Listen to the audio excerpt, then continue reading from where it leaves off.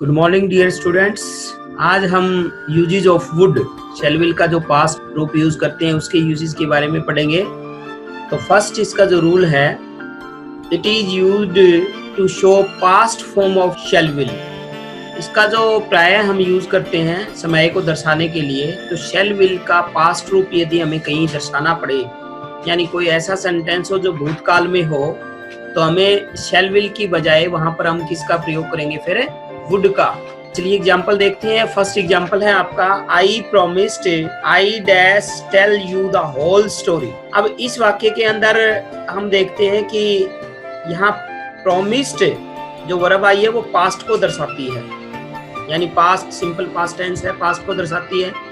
इसलिए इसमें यदि हमें फ्यूचर से रिलेटेड कोई मॉडल यूज करना पड़े तो शेल विल का यूज हम नहीं कर सकते। इसमें हम उसके पास्ट रूप का यूज करेंगे उनका, इसलिए शेल विल का पास्ट हम करेंगे वुड। चलिए नेक्स्ट देखिए, he said that he dash be 25th on his next birthday.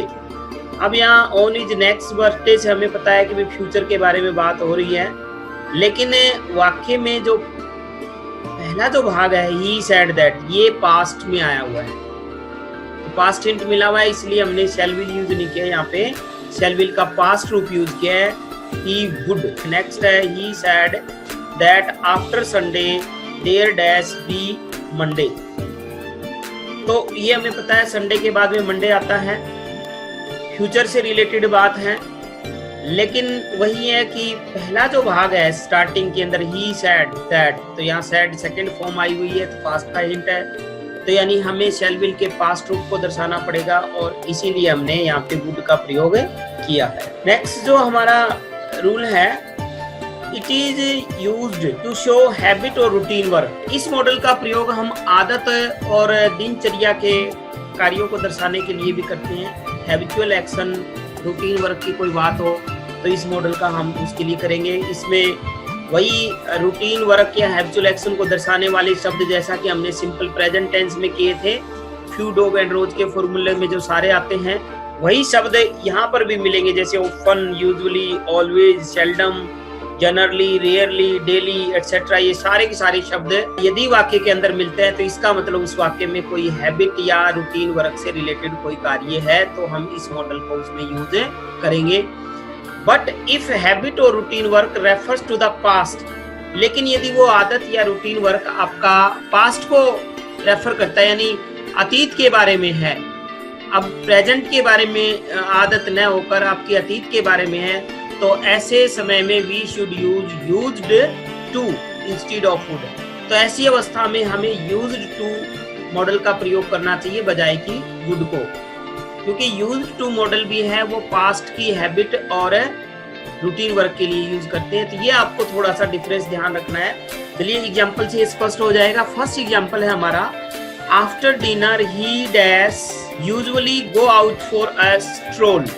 यहाँ यूजुअली शब्द से हमें पता लगता है कि इसमें कोई ना कोई रूटीन वर्क या फिर हैबिचुअल एक्शन की बात है। तो यहाँ पर हम सिर्फ ये देखेंगे कि इसमें कोई पास्ट हिंट तो नहीं है कोई पास्ट हिंट, तो इसीलिए इसमें हमने सीधे तौर पे क्या है, वुड का यूज कर दिया। नेक्स्ट है, ही dash go for a walk daily in his youth. तो यहाँ डेली शब्द से हमें रूटीन वर्क का पता लग रहा है, और इन हिज यूथ है, ये हमें दर्शा रहा है कि अब सब्जेक्ट है वो अब की बात नहीं कर रहा है, वो पास्ट की बात कर रहा है, इसीलिए हमने यहाँ पे यूज्ड टू का प्रयोग किया है। नेक्स्ट है, ही dash often talk about nothing but films. तो यहाँ पे ऑफन हमारा क्या है, एक रूटीन एक्टिविटी की बात कर रहे हैं, और इस वाक्य में पास्ट का कोई हिंट नजर नहीं आ रहा, इसलिए इसमें हमने क्या किसका यूज किया, वुड का यूज किया। नेक्स्ट है, we dash seldom go there. इसमें भी हमें सेल्डम है जो कि उसी चीज को दर्शाता है, हमारा पास्ट का हिंट नहीं है, इसलिए इसमें हमने वुड का प्रयोग किया है। Ram dash to sleep about 18 hours per day when he was a baby. तो इस वाक्य में यहाँ पर डे का मतलब रूटीन एक्टिविटी, और when he was a baby, ये जो सेंटेंस है ये हमें पास्ट का इंडिकेशन दे रहा है, इसलिए इसमें हमने यूज्ड टू का प्रयोग किया है। नेक्स्ट जो इसका रूल है, तो we use this modals to express polite request with words kindly, polite, please etcetera.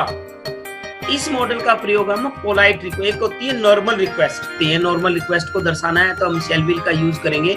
लेकिन यदि बात है वाक्य से हमें कहीं से भी लगता है कि पोलाइट रिक्वेस्ट है, पोलाइट रिक्वेस्ट में कुछ ये शब्द है, यदि ये वाक्य के अंदर आए हैं, काइंडली है, पोलाइट शब्द का यूज हुआ है या प्लीज का यूज हुआ है, तो इसका मतलब है उस वाक्य के अंदर नॉर्मल रिक्वेस्ट नहीं है, वो पोलाइट रिक्वेस्ट है हमारी, और उसमें हमें शैल विल का यूज नहीं करेंगे, हम उसमें वुड को प्रेफर करेंगे। एक अन्य मॉडल है जो पोलाइट रिक्वेस्ट के लिए हम यूज करते हैं, कुड।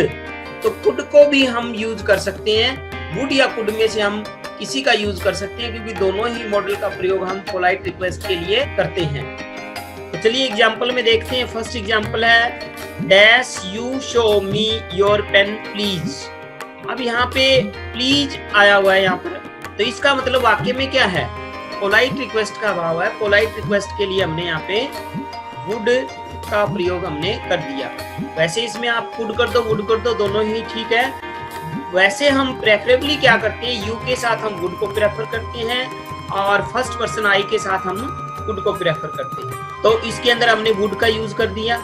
इसी तरह से सेकंड सेंटेंस है dash you kindly give me your pen. तो यहाँ पर भी यहाँ काइंडली से हमें पता है कि पोलाइट रिक्वेस्ट का भाव है, तो इसमें हम वुड भी कर देंगे तो कोई गलत नहीं होगा।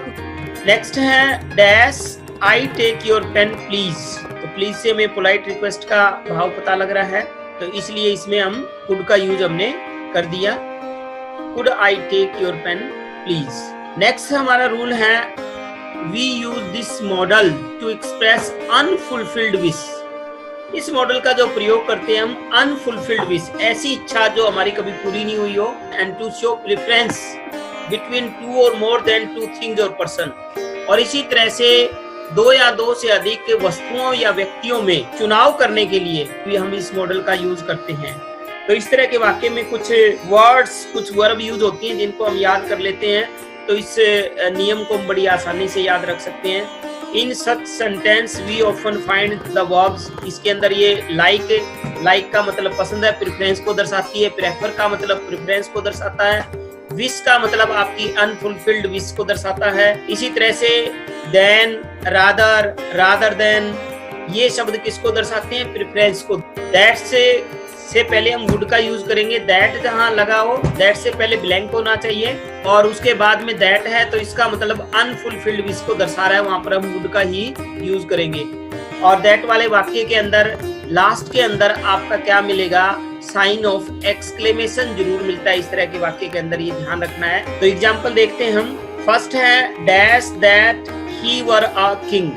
तो जैसा कि इसमें साइन ऑफ एक्सक्लेमेशन आया लास्ट में और दैट से पहले ब्लैंक है, तो इसके अंदर हम वुड का यूज करेंगे। नेक्स्ट है that I were the PM of India. Unfulfilled wish को दर्शा रहा है, इसलिए इसमें भी हमने वुड का यूज किया है। नेक्स्ट है I dash rather have coffee than tea. तो इसमें जो ये है रादर देन लिंकर, ये लिंकर हमेशा क्या है, प्रेफरेंस को दर्शाने के लिए, अल्टरनेट को दर्शाने के लिए यूज होता है, इसीलिए इसके साथ हमने क्या किया है, वुड का यूज किया है। Next I dash like to come with you. तो इसके अंदर लाइक क्रिया ही है और लाइक क्रिया के साथ हम इस मॉडल का प्रयोग करते हैं, तो इसलिए इसमें मैंने he would like to come with. I wish you dash come with us. तो इसमें विश क्रिया आई हुई है आपकी, तो इसलिए हमने इसके अंदर वुड का यूज किया है। नेक्स्ट रूल है इसका we often make use of this modal in conditional sentence. तो कंडीशनल सेंटेंसेस में भी हम इस मॉडल का यूज करते हैं और we also make use of shall will in conditional sentences. Shall will का भी यूज हम कंडीशनल सेंटेंसेस में करते हैं। यदि आपने टेंसेस अच्छी तरह से किए हैं तो ये रूल आपको वहीं पर याद हो गया है। चलिए फिर भी एक बार देख लीजिए। कंडीशनल सेंटेंस होते हैं अक्सर इफ या अनलेस से स्टार्ट होते हैं वो। तो ये आप देखिए, इफ के बाद में यदि आपको सिंपल प्रेजेंट टेंस मिला हुआ है तो अगले भाग में शैल विल का ही यूज होगा, और यदि इफ के बाद में पास्ट इंडेफिनिट या पास्ट परफेक्ट टेंस तो अगले वाक्य में नॉर्मली हम वुड का यूज करते हैं। हालांकि कई बार वाक्य के भाव के अनुसार कुड का भी यूज हो सकता है। चलिए एग्जाम्पल देखते हैं। फर्स्ट में if he worked hard he dash pass. तो इसमें हमें पता है ये कंडीशनल वाक्य है, तो यहाँ पर हमने देखा कि पहला जो पार्ट है वाक्य सेंटेंस का वो उसमें पास्ट इंडेफिनिट टेंस आया है, हमने यहाँ पर वुड का प्रयोग किया है। नेक्स्ट है if he had worked hard he dash have passed. तो यहाँ पर हम देखते हैं ये भी आपका कंडीशनल वाक्य है, इसमें एक तरफ आया हुआ है, इस वाक्य के पहले पार्ट में हैड प्लस थर्ड फॉर्म का यूज हुआ है और इसके अगले भाग में हमने वुड का प्रयोग कर दिया। कई बार इफ का और अनलेस का यूज नहीं मिलता, ऐसी अवस्था में इस तरह के वाक्य में कई बार हमें हेल्पिंग वर्ब मिलती है। तो इसका मतलब ये नहीं है कि इफ ना मिले तो वो कंडीशनल वाक्य नहीं होता। यदि आपको सिंपल प्रेजेंट या पास्ट इंडेफिनिट या प्रेजेंट इंडेफिनिट पहले भाग में मिला हुआ है और दूसरे भाग में मॉडल भरने के लिए दिया गया है तो डेफिनेटली इन्हीं मॉडल्स का यूज होगा।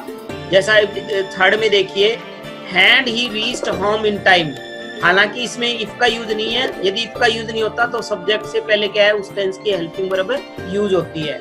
यदि ये सिंपल पास्ट टेंस यूज होता तो डिड मिलता, यहाँ पे प्रेजेंट इंडेफिनिट होता तो यहाँ पे डज मिलता। तो इसके लिए कोई घबराने की बात नहीं है।